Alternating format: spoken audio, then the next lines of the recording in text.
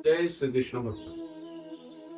भक्तों की अनन्य कथाएं और उन भक्तों की कथाओं के भाव से भगवान अपने मन में, आपके मन में दर्शन देते हैं। और भक्तों की अनन्य कथाओं में एक भगत की कथा इतनी अच्छी और इतनी मीठी। एक हमारे पंडित जी थे, कथावाचक थे, कथा करने जाया करते थे। वो पंडितानी घर में रहती थी और पंडित जी 7-7 दिन के लिए कथा, क्योंकि कथावाचकों को तो आप जानते ही हैं, जब कथा सुनाने में लग जाएं तो 7 दिन, फिर अगली कथा, फिर अगली कथा। तो पंडित जी गए कथा करने राजा के यहाँ।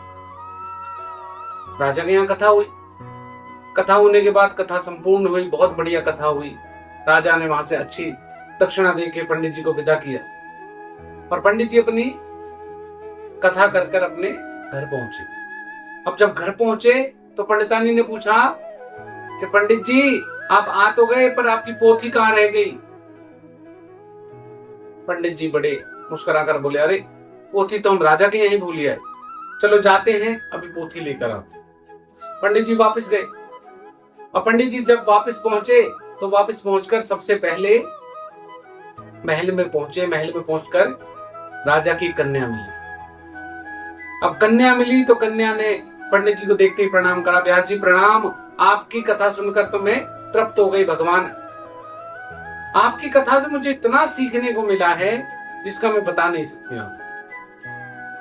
पंडित जी बड़े खुश हुए। पंडित जी बोले कि हाँ बताओ ना, आपको क्या सीखने को मिला? आपको कौन सा चरित्र ऐसा लगा जिससे आप प्रसन्न हुई? तो बेटी बोली राजा की कि पंडित जी, मुझे जो भगवान श्री कृष्ण की बहन है सुभद्रा, उनका चरित्र सबसे प्रिय लगा। बोले सुभद्रा का चरित्र? कि हाँ, आपने उसमें बताया है ना कि ठाकुर जी ने ये बात कही ना कि भाई जो करना है वो करना चाहिए।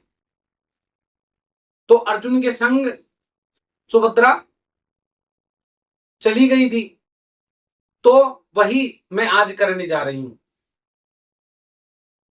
आज मैं अपने प्रेमी के साथ जा रही हूं भागकर, और ये प्रेरणा मुझे आपकी कथा से मिली, आपकी श्रीमद् भागवत कथा से मिली। बोले ये क्या कर रही हो देवी आप एक काम करो महारानी, मुझे कैसे भी करके मेरी पोथी दे दो, मैं चला जाऊं यहां से। महाराज जी आगे की तरफ बढ़े। आगे बढ़े तो देखा राजा का पुत्र मिल गया। पुत्र ने बड़ा दंडोत प्रणाम किया। महाराज जी प्रणाम। बोले प्रणाम प्रणाम। करे महाराज जी आपकी कथा ने तो बड़ा रस दे दिया, मैं बड़ा प्रसन्न हूं आपकी कथा सुनकर, और एक अलग प्रेरणा मिली है मुझे, और इतने चरित्रों में मुझे एक चरित्र बहुत प्रसन्न, मुझे बहुत प्रिय लगा। बोले क्या प्रिय लगा?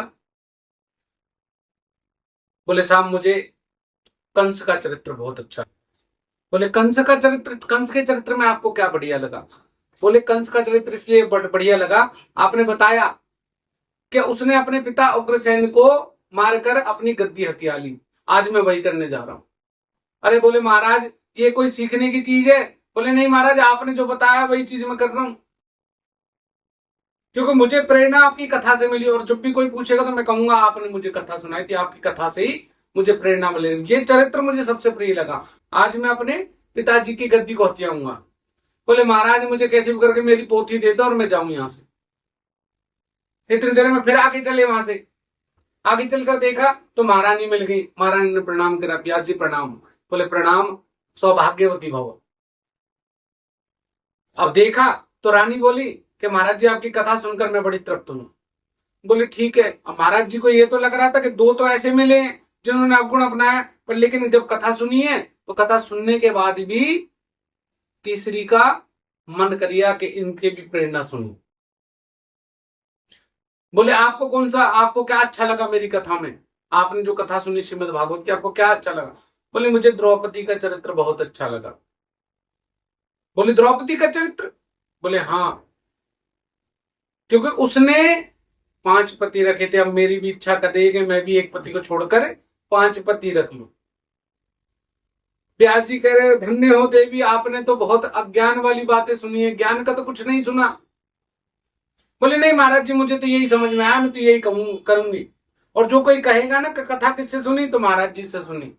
बोले देवी धन्य हो आप, हमें जाने दो, हमारी पोथी हमें दो। कहाँ है हमारी पोथी, हमें दो और हम जा रहे हैं। बोले हमें नहीं पता, आप जाओ। अंदर चले गए, राजा के पास पहुंचे। राजा ने जैसे ही देखा दूर से, तो राजा देखकर एक चीज सोचने लगा। बोला आज पंडित जी वापस आ गए, मुझे लगता है दक्षिणा में कुछ कमी रह गई है, दक्षिणा दोबारा लेने आए। महाराज जी ने जाके प्रणाम करा। राजा साहब प्रणाम। ब्यास जी गौरे, ब्यास जी आपकी जय हो, आप तो धन्य हैं, आपकी कथा सुनकर को हम तो तृप्त हो गए। सारा परिवार, सारा राज्य, सब आपको देखकर, प्रजा सब सुखी है आपकी कथा से। बोले हाँ महाराज, जैसे भी हैं, सुखी हैं दुखी हैं, सब बढ़िया है। आप एक काम करो, मुझे पोथी दे दो मेरी। बोले पोथी नहीं, हम जानते हैं आप किस लिए आए, आप बैठो। बोले नहीं महाराज, आप करें ना ना, आप बैठो, हम समझ गए आप किस लिए आए। बोले महाराज बताओ। बोले महाराज आपकी कथा से हमें बहुत प्रेरणा मिली। बोले क्या मिली? कि महाराज आपकी कथा से हमें एक प्रेरणा मिली कि हमें दुर्योधन का चरित्र सबसे बढ़िया लगा। बोले क्या? कहले हम जानते हैं आप क्या मांगने आए महाराज जी। बोले क्या मांगने आए? कहते हैं आपने जैसे बताया, दुर्योधन ने कहा कि मैं एक सुई की नोक बराबर भी युद्ध करे बिना कुछ नहीं दूंगा, तो मैं भी युद्ध करूंगा जब आपको आपकी दक्षिणा पूरी दूंगा और दक्षिणा दूंगा। बोले महाराज आप अपनी दक्षिणा रखो और ये पोथी भी रखो, हम तो चले अपने धाम को। जय श्री कृष्ण, जय श्री कृष्ण। तो ऐसे भक्त जो कि ज्ञान में भी ज्ञान ढूंढ ले, ऐसे भक्तों की कोई चर्चा नहीं, क्योंकि भक्तों का मतलब है भाव से भक्ति करना।